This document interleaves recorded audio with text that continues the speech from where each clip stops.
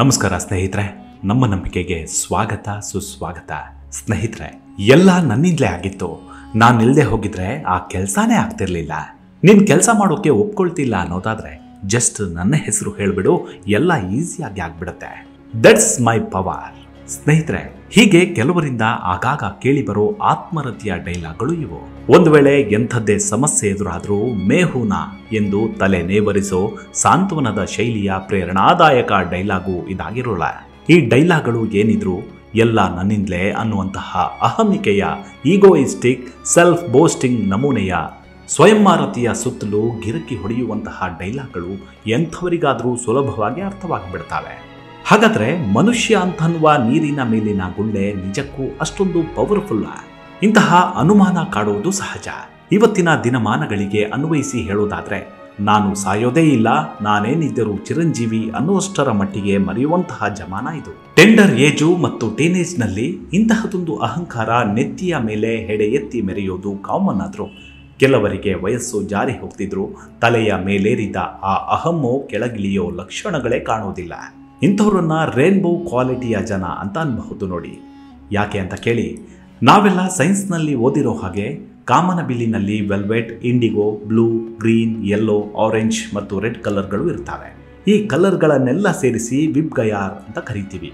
ಹಾಗಂತ ಸ್ವಲ್ಪ ಮಳೆ ಸುರಿದ ನಂತರ ಆಕಾಶದಲ್ಲಿ ಮೂಡೋ ರೈನ್ಬೋ ಒಳಗೆ ನಮಗೆ ಈ ಎಲ್ಲ 7 ಕಲರ್ಗಳು ಏಕಕಾಲಕ್ಕೆ ಕಾಣೋದಿಲ್ಲ. ಏನಿದ್ದರೂ ಕೆಲವು ಕಲರ್ಸ್ ಮಾತ್ರ ನಮ್ಮ ತೆರೆದ ಕಣ್ಣಿಗೆ ಕಾಣಿಸ್ತವೆ. ಹಾಗಂತ ನಮ್ಮ ಕಣ್ಣಿಗೆ ಕಾಣಿಸೋ ಬಣ್ಣಗಳು ಮಾತ್ರ ಕಾಮನಬಿಲ್ಲಿನಲ್ಲಿರೋದಾ ಅಂತ ಮೊಂಡುವಾದ ಪ್ರೆಸೆಂಟ್ ಮಾಡೋಕೆ ಆಗತ್ತಾ?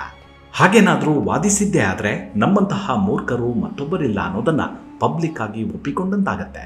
ಮೇಲಾಗಿ ನಮ್ಮ ಕಣ್ಣಿಗೆ ಕಾಣಿಸೋ 2-3 ಕಲರ್ಸ್ ಮಾತ್ರ ಸತ್ಯ ಅಂತ ತಿಳಿದುಕೊಳ್ಳೋದು ಎಂಥ ಭ್ರಮೆಯೋ, ಅದೇ ರೀತಿ ನಾನು ಎಲ್ಲ ನನ್ನಿಂದಲೇ ಅನ್ನೋ ಭ್ರಮೆಯೂ ಕೂಡ ಮನುಷ್ಯನ ಬದುಕಿನ ಅತಿ ದೊಡ್ಡ ಭ್ರಮೆ ಅನ್ನೋದನ್ನ ನಾವೆಲ್ಲರೂ ಮರೆತು ಬದುಕ್ತಿರ್ತೀವಿ. ನಮ್ಮ ಹೈಸ್ಕೂಲ್ ದಿನಗಳಲ್ಲಿ ಕಲಿತ ರೈನ್ಬೋ ಕುರಿತ ಪಾಠದಲ್ಲಿ ಇನ್ನೂ ಒಂದಂಶ ಅತ್ಯಂತ ಪ್ರಮುಖವಾಗಿ ಕಲಿತಿದ್ದೀವಿ ಅನ್ನೋದು ಬಹುಶಃ ನಿಮಗೂ ನೆನಪಿರಬಹುದು. ಈ ಕಾಮನ ಬಿಲ್ಲಲ್ಲಿರೋ ವಿಬ್ಗಯಾರ್ ಕಲರ್ಗಳನ್ನು ಒಂದು ಚಕ್ರದ ಮೇಲೆ ಒಂದರ ಪಕ್ಕದಲ್ಲಿ ಒಂದರಂತೆ ಪೇಂಟ್ ಮಾಡಿ ಬಳಿಕ ಚಕ್ರವನ್ನ ಸ್ವಲ್ಪ ಜೋರಾಗಿ ಪಿರಕಿ ಮಾದರಿಯಲ್ಲಿ ತಿರುಗಿಸಿದಾದ್ರೆ ನಮ್ಮ ಕಣ್ಣಿಗೆ ಆ ಪೈಕಿ ಒಂದೇ ಒಂದು ಕಲರ್ ಕೂಡ ಕಾಣಿಸೋದಿಲ್ಲ. ಹಾಗೇನಾದರೂ ಕಾಣಿಸುತ್ತೆ ಅನ್ನೋದಾದ್ರೆ ಪ್ಯೂರ್ ವೈಟ್ ಕಲರ್ ಮಾತ್ರ. ಹೌದು ತಾನೆ? ಹಾಗಾದ್ರೆ ಪ್ಯೂರ್ ವೈಟ್ ಕಲರ್ನಲ್ಲಿ 7 ಬಣ್ಣಗಳು ಒಂದಾಗಿ ಸೇರ್ಕೊಂಡಿವೆ ಅಂತನ್ನೋ ಸತ್ಯ ಒಪ್ಕೊಳ್ಳೇಬೇಕು ತಾನೆ. ಅದೇ ರೀತಿ ಮನುಷ್ಯರಲ್ಲಿ ಅರಿಷಡ್ ವರ್ಗಗಳು ಮತ್ತು ಭಾವೋದ್ವೇಗಗಳು ಮನಸ್ಸಿನ ಒಳ ಪದರದಲ್ಲಿ ತುಂಬಿಕೊಂಡಿದ್ರು ಆಯಾ ಹೊತ್ತಿಗೆ ಯಾವುದು ಬೇಕೋ ಅದನ್ನ ಮಾತ್ರ ತನ್ನ ಹಿತ ಅಹಿತಕ್ಕಾಗಿ ಬಳಸ್ಕೊಳ್ತಾ ಹೋಗ್ತಾನೆ. ಇಲ್ಲಿ ಹೇಳೋದಕ್ಕೆ ಹೊರಟಿರೋದು ಏನಪ್ಪಾ ಅಂದ್ರೆ, ಮನಸ್ಸಿನ ತುಂಬ ಕಾಮ, ಕ್ರೋಧ, ಲೋಭ, ಮೋಹ, ಮದ, ಮಾತ್ಸರ್ಯ ಅಂತನೋ ಅರಿಷಡ್ ವರ್ಗಗಳನ್ನು ತುಂಬಿಕೊಂಡು ತುಳುಕಾಡುತ್ತಿರುವ ಮನುಷ್ಯನಿಗೆ ನಾಳೆ ಏನು ಅನ್ನೋದರ ಬಗ್ಗೆ ಕಿಂಚಿತ್ತೂ ಸುಳಿವು ಇರೋಲ್ಲ. ದೇವರ ಅನುಗ್ರಹ ಇದ್ದರೆ ನಾಳೆಯ ಅರುಣೋದಯ ನೋಡ್ತೀವಿ ಹೊರತು ಅವನ ಚಿತ್ತವಿಲ್ಲದೆ ಹೋದರೆ ನಾವು ಶಯನೋತ್ಸವಕ್ಕೆ ಪರ್ಮನೆಂಟ್ ಆಗಿ ಬ್ರೇಕ್ ಹಾಕಿ ಹೆಣವಾಗಿ ಬಿಟ್ಟಿರ್ತೀವಿ.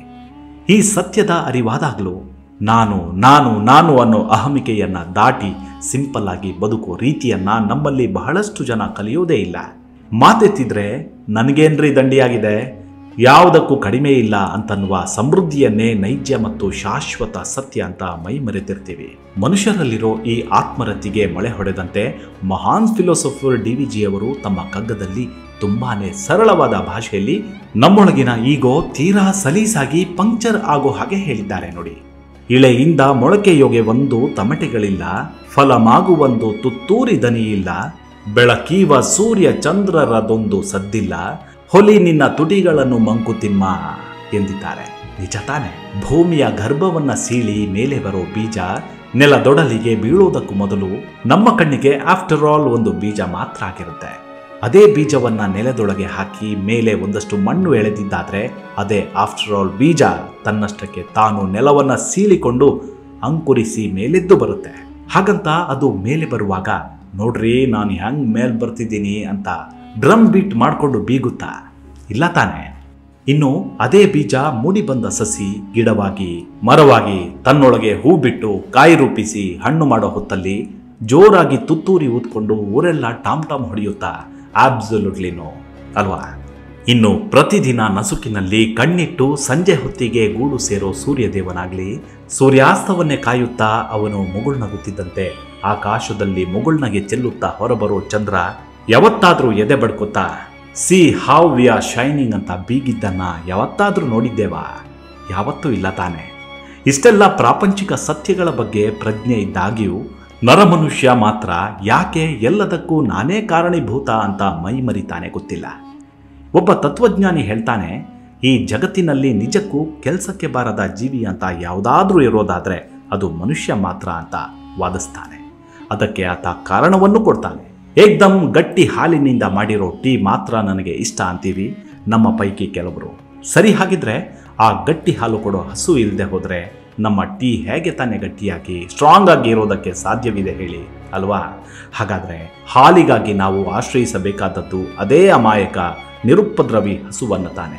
ಇನ್ನು ಈ ಕಬ್ಬು ಬಾಳೆ ನಾನೇ ಬೆಳೆದಿದ್ದು ಅಂತ ಬೀಗ್ತಾವ? ಹಾಗಾದರೆ ಅಷ್ಟೊಂದು ಫಲವತ್ತಾದ ಕಬ್ಬು ಬಾಳೆ ಬೆಳೆದಿರೋದ್ರ ಹಿಂದೆ ಹೊಲದ ಮಣ್ಣಿನ ರೋಲ್ ಏನೇನಿರೋದಿಲ್ವಾ? ಯಕಶ್ಚಿತ್ ಮನುಷ್ಯರಾದ ನಮಗೆ ಆಕಳಿನಂತೆ ನಿಸ್ವಾರ್ಥಿಯಾಗಿ ಜಗತ್ತಿಗೆ ಹಾಲು ಕೊಡೋದಂತೂ ಗೊತ್ತಿಲ್ಲ. ಅಂಥ ಕ್ವಾಲಿಟಿಯೂ ನಮ್ಮಲ್ಲಿಲ್ಲ. ಬಾಳೆ ಮತ್ತು ಕಬ್ಬಿನಲ್ಲಿ ಸ್ವೀಟ್ನೆಸ್ ತುಂಬುವ ತಾಕತ್ತು ನಮಗಿಲ್ಲ. ಅಂಥದ್ದೊಂದು ಕ್ವಾಲಿಟಿನ ದೇವರು ನಮಗೆ ಕೊಟ್ಟೇ ಇಲ್ಲ ಅಂದಮೇಲೆ ಅನಾವಶ್ಯಕವಾಗಿ ಎಲ್ಲ ನನ್ನಿಂದಲೇ ಅಂತ ಬೀಗೋದು ಯಾವ ನ್ಯಾಯ ಅಲ್ವಾ?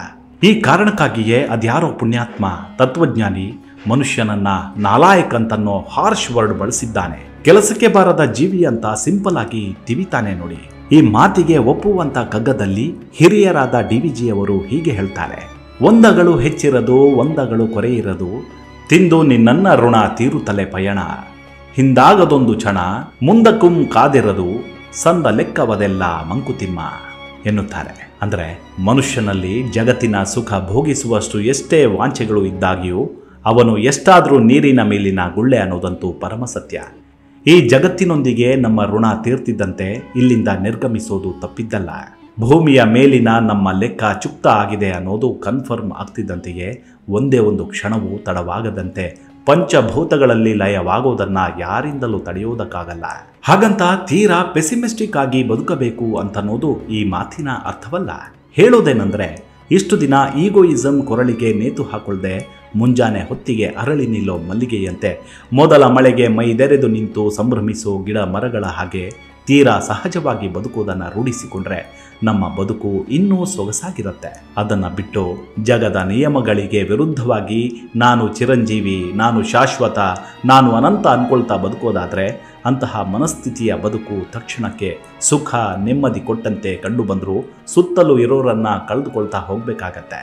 ಅರೆರೆ, ನನ್ನ ಗಳಿಕೆಯಲ್ಲಿ ನಾನು ನನಗಿಷ್ಟ ಬಂದಂಗೆ ಬದುಕ್ತಿದ್ರೆ ಯಾರಿಗೆ ಯಾಕ್ರಿ ಪ್ರಾಬ್ಲಮ್ ಆಗಬೇಕು ಅಂತ ಅನ್ನೋ ಪ್ರಶ್ನೆ ಎದುರಾಯ್ತು ಅಂದ್ಕೊಳ್ಳಿ.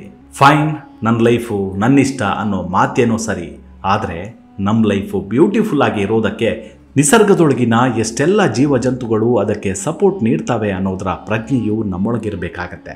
ಹಾಲು ಕೊಡೋ ಹಸು, ಅದೇ ಹಾಲಿನಿಂದ ತಯಾರಾಗೋ ಬೆಣ್ಣೆ, ತುಪ್ಪ, ಖೋವಾ, ನಾವು ತಿನ್ನೋ ಅಕ್ಕಿಯನ್ನು ನಿಸ್ವಾರ್ಥವಾಗಿ ಭತ್ತದ ರೂಪದಲ್ಲಿ ಕೊಡೋ ಭೂತಾಯಿ, ಅದರಲ್ಲೂ ವೆರೈಟಿ. ಸಣ್ಣಕ್ಕಿ ಪ್ರಿಯರಿಗೆ ಸಣ್ಣಕ್ಕಿ, ಬಾಸ್ಮತಿ ಪ್ರಿಯರಿಗೆ ಬಾಸ್ಮತಿ, ಕೆಂಪಕ್ಕಿ ಇಷ್ಟಪಡೋರಿಗೆ ಕೆಂಪಕ್ಕಿ, ಇದೆಲ್ಲವನ್ನು ಕೊಡೋದು ಅದೇ ಭೂಮಿ ತಾಯಿಯ ಹೊದಿಕೆಯಂತಿರೋ ಮಣ್ಣು ತಾನೆ.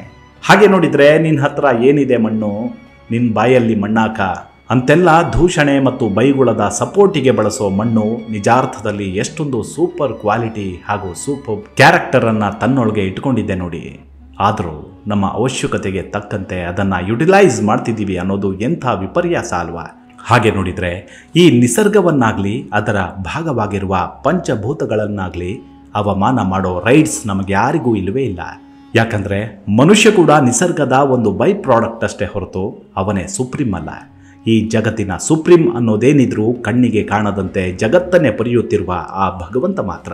ಹೆಸರನರಿಯದೆ ಸಸಿಯೊಳಿರವೆ ರಸಗಂಧಗಳು, ಬಿಸಿಲದನ್ನು ಪಕ್ವಗೊಳಿಸುತ್ತಾ ಬಿಡಿಸದಿಹುದೇ, ಪಸರಿಸದೆ ಗಾಳಿಯ ದೊಯ್ದು ದಿಸೆಗೊಳಳು, ಉಸಿರು ತಿಹೆವದ ನಾವು ಮಂಕುತಿಮ್ಮ ಎಂದಿದ್ದಾರೆ.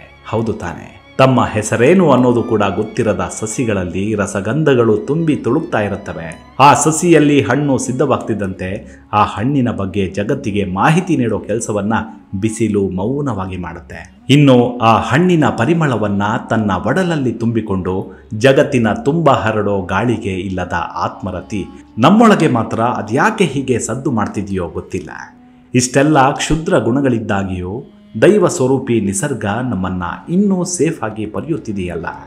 ಅದಕ್ಕಾದರೂ ನಾವು ನಿಸರ್ಗದ ಮುಂದೆ ಮಂಡಿಯೂರಿ ಎಕ್ಸ್ಟ್ರೀಮ್ಲಿ ಸಾರಿ ಅಂತ ಕ್ಷಮೆ ಕೋರಲೇಬೇಕಲ್ವಾ? ಎಲ್ಲವೂ ದೈವೇಚ್ಛೆ. ಅವನಾಡಿದಂತೆ ಆಡಬೇಕು, ನುಡಿದಂತೆ ನಡೆಯಬೇಕು. ಮುಂದಿನ ಎಪಿಸೋಡ್ನಲ್ಲಿ ಮತ್ತೆ ಸಿಗೋಣ. ಅಲ್ಲಿವರೆಗೂ ನಿಮ್ಮ ಆರೋಗ್ಯದ ಕಡೆ ಗಮನವಿರಲಿ. Take care. ನಮಸ್ಕಾರ.